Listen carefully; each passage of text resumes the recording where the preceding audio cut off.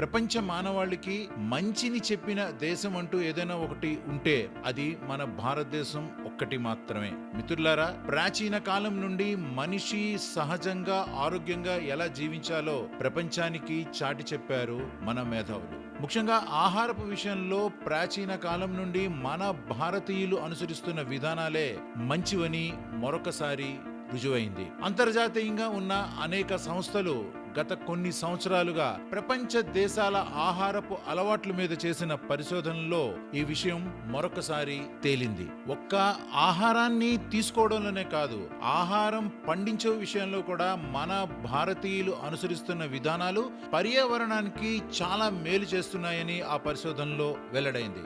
అంతేకాదు, ప్రపంచంలో కొన్ని దేశాలు ఆహారం పండించడం విషయంలో వారు అనుసరిస్తున్న విధానాలు కూడా చాలా ప్రమాదకరమైనవని ఆ పరిశోధనలు వెల్లడించాయి. ఇంకొక విషయం ఇక్కడ ఏంటంటే, మన దేశంలో శాకాహారం తీసుకుంటున్న వాళ్ళు ఎంతమంది ఉన్నారో మాంసాహారం తీసుకుంటున్న వాళ్ళు కూడా అంతే సరి సమానంగా ఉన్నారు. దీనివల్ల ఆహార సమతుల్యత ఏర్పడి పంట ధాన్యాలకు కొరత రాదని కూడా ఆ పరిశోధనలు వెల్లడించాయి.